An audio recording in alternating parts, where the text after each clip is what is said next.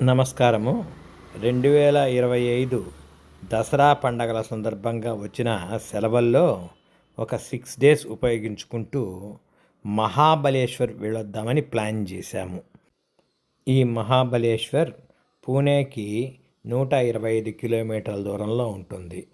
కాబట్టి మా ప్రాంతాలకు దగ్గరైనటువంటి కడప నుంచి పూణేకి ట్రైన్లో బయలుదేరాము. దాదాపు 14 గంటల ప్రయాణము. మన ప్రాంతాల నుంచి పూనాకి వెళ్ళాలంటే హైదరాబాద్ నుంచి దాదాపు గంట సేపు, చెన్నై నుంచి 1.5 గంట సేపు, బెంగళూరు నుంచి కూడా అదే 1.5 గంట సేపు విమాన ప్రయాణాలు చేయవచ్చు.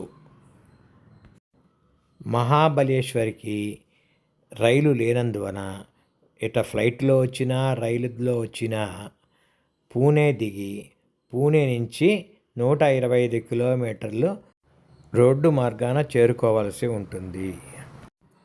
పూణేకు 8:30 కల్లా చేరుకునేటట్టుగా చూసుకుంటే 9:30 కల్లా బయలుదేరి మహాబలేశ్వర్ వైపు రోడ్డుపై ప్రయాణం చేయవచ్చు. అంటే అక్కడ అందుబాటుగా రెంటల్ బైక్స్ దొరుకుతాయి. అలానే క్యాబ్ బుక్ చేసుకోవచ్చు. వీటిలో అయితే దాదాపు 4 గంటల ప్రయాణము. బస్సులు కూడా ఉన్నాయి. బస్సులో మరి ఒక అరగంట ఎక్కువ అవుతుందంటే 4.5 గంట లేదా 5 గంటల ప్రయాణం పడుతుంది.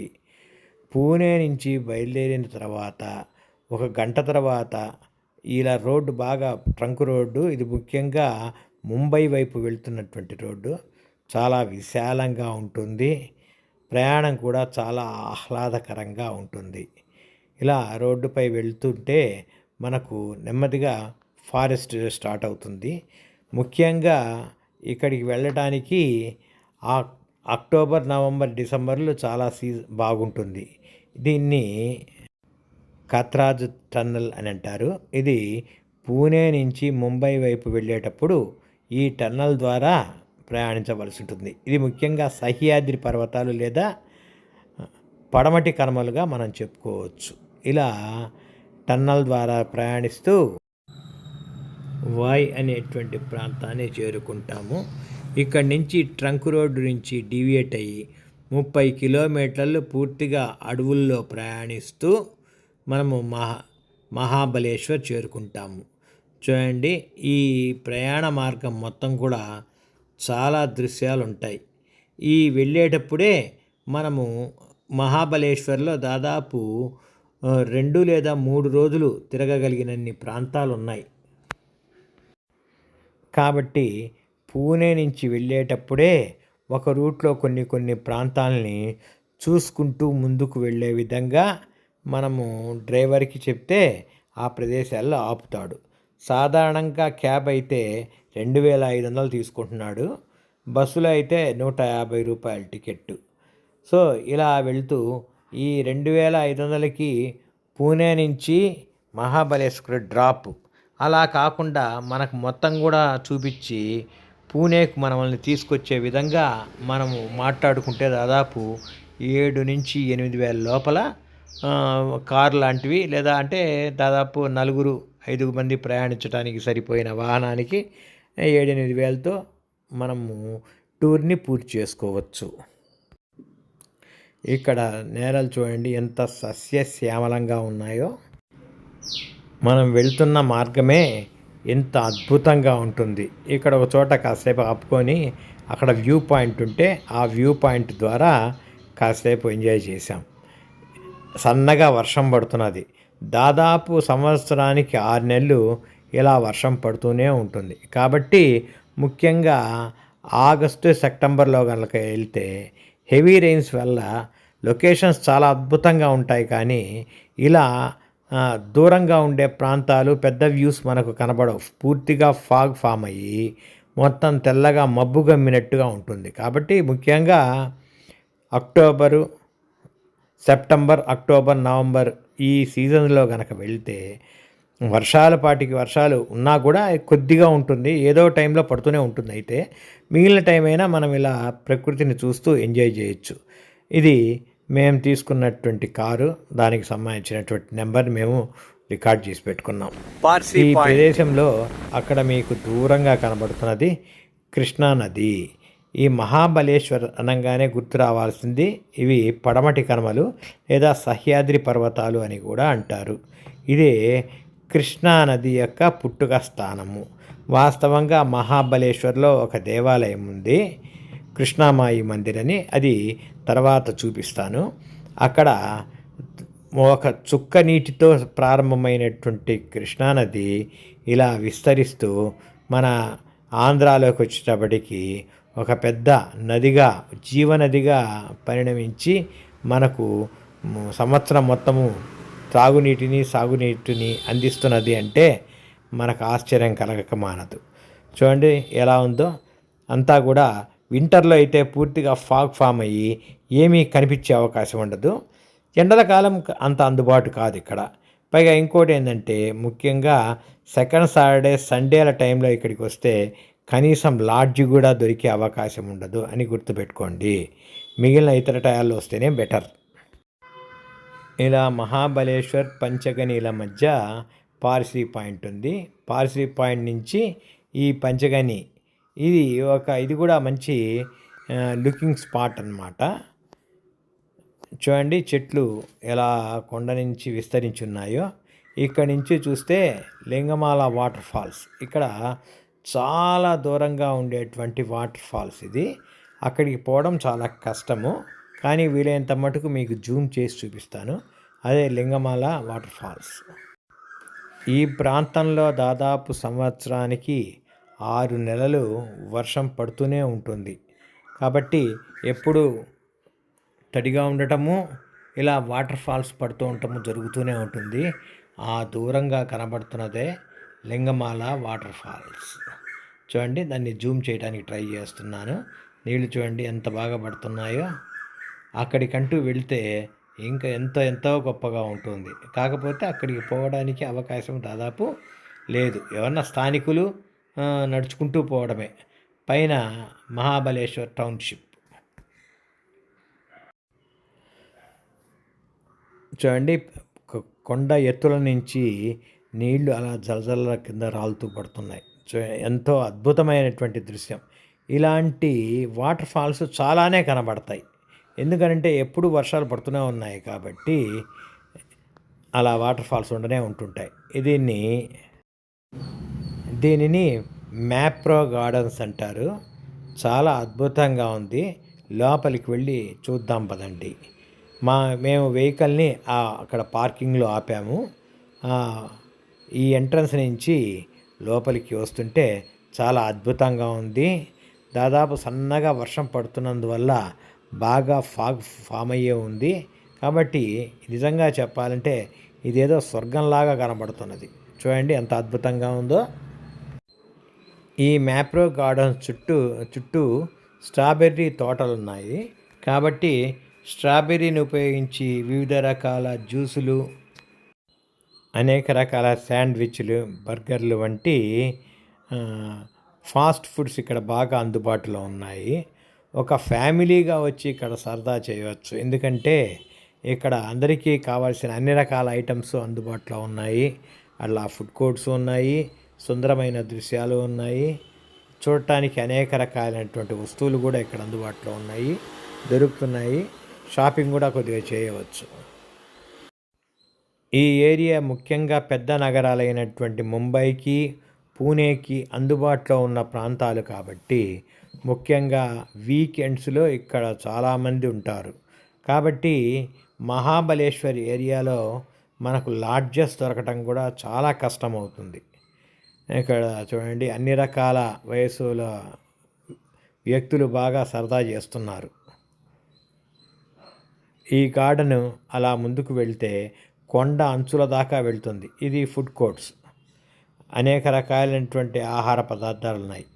చూడండి, ఇక్కడ చిన్న వాటర్ ఫాల్ లాగా పిల్లల కోసం క్రియేట్ చేశారు. ఎంత అద్భుతంగా ఉందో చూడండి. ముఖ్యంగా సన్నగా వర్షం పడుతున్నందువల్ల ప్రత్యేకమైనటువంటి ఆకర్షణగా కనబడుతున్నది ఈ మ్యాప్రో గార్డెన్స్. ఫ్యామిలీగా వచ్చి ఇక్కడ బాగా సరదా చేయొచ్చు.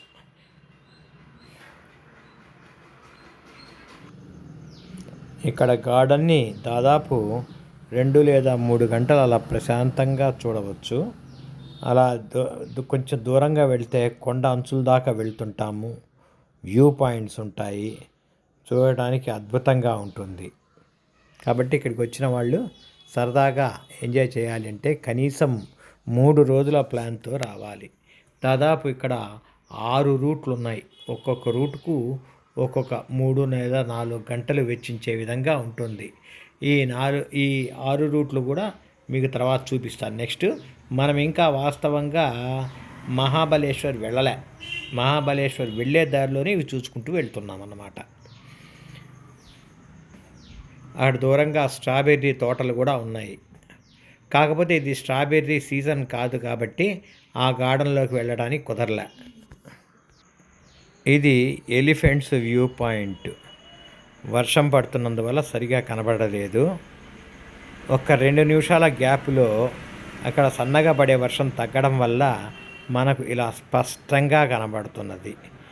ఈ ఎలిఫెంట్స్ వ్యూ పాయింట్ అంటే ఏంటంటే చూడండి, తొండంలాగా ఆ కొండ ముందుకు వచ్చి నేలను అతికి ఉండటం వల్ల ఒక ఏనుగు యొక్క తొండంలాగా కనబడటం వల్ల దీన్ని ఎలిఫెంట్స్ వ్యూ పాయింట్ అన్నారు. ఇలా ఎత్తైనటువంటి పర్వతాలు, లోయలు, ఆ పచ్చదనము నిజంగా మంత్రముగ్ధం చేయడం అంటే ఇదే. ఇక్కడ ప్రాంతాలు కూడా దాదాపు మనం నడవడానికి అందుబాటుగా ఇలా టైల్స్ వేసి ఉన్నారు. మనకు హద్దుల్ని కూడా నిర్ణయించున్నారు. ఆ హద్దులు దాటి ముందుకు పోవడం అంత సరికాదు. మా మిత్రుడి చేతికి ఇచ్చి ఫోటో తీయించుకుంటే పైనుంచి ఎలిఫెంట్స్ వ్యూ పాయింట్ చూడండి ఎలా కనబడుతుందో. ఈ ఫ్రేమ్లోకి నేను రాగలిగాను.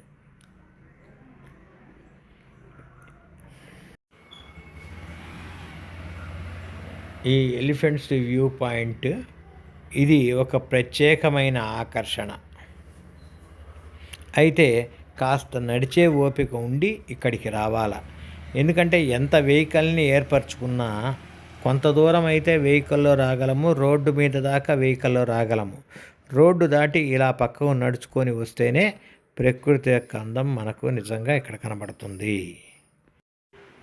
మహాబలేశ్వరికి వస్తున్నప్పుడు తప్పనిసరిగా రెయిన్ కోట్స్, సరైనటువంటి ఫుట్వేర్ ఉండాలి. లేకపోతే కొంచెం ఇబ్బందిగానే ఉంటుంది.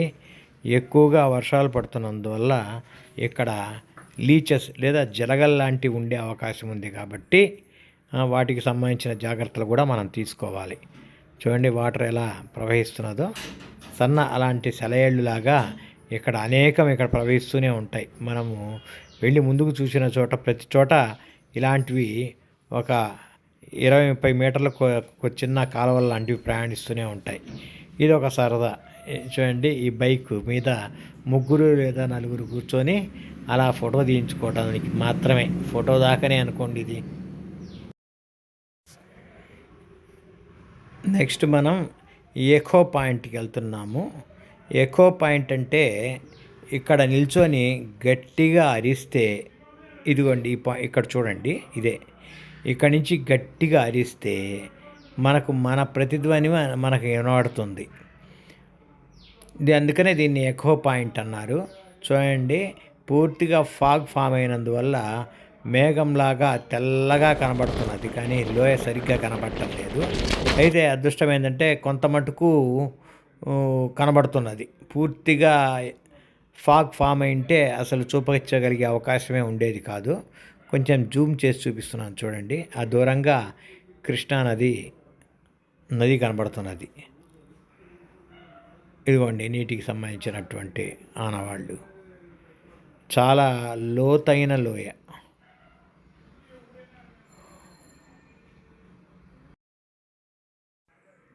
అయితే ఇలా సన్నటి వర్షము కంటిన్యూస్గా పడకపోవడం మా అదృష్టం. ఎందుకంటే అదిగో తెరలుగా క్లియరెన్స్ వస్తున్నది. ఒక క్షణం కనుక వెయిట్ చేశామంటే మనకు కొంత స్పష్టంగానే కనబడుతున్నది. అది మా అదృష్టం. ఎందుకంటే అలా క్లియరెన్స్ రావటం వల్ల మొత్తం లొకేషన్ని చూడగలుగుతున్నాం. దీన్ని ఎకో పాయింట్ అని ఎందుకన్నారంటే మన యొక్క ప్రతిధ్వని మనకు వినబడుతుంది లోయలోకి కనుక నువ్వు గట్టిగా అరిస్తే. దాదాపు సాయంత్రం 4 గంటలు అవుతున్నది. కాబట్టి ఇంకా చలి కూడా ఎక్కువ అవుతున్నది కాబట్టి మహాబలేశ్వర్ చేరుకొని అక్కడ లాడ్జిలో ఉండటానికి వెళ్తున్నాము. ఇక్కడ మహాబలేశ్వర్లో మేము తీసుకున్న లాడ్జ్ ఇది. దాదాపు 1500 రూపాయలు ఛార్జ్ చేశారు. నలుగురు ఉండటానికి అవకాశం ఇచ్చారు. పర్వాలేదనిపించింది. ముఖ్యంగా వర్షాలు పడుతున్నందున ఎక్కువ మంది రాలేదు. అది కూడా మా అదృష్టమే. లేకపోతే ఇంకాస్త 2,500 దాకా చెప్పేవాళ్ళని తెలిసింది.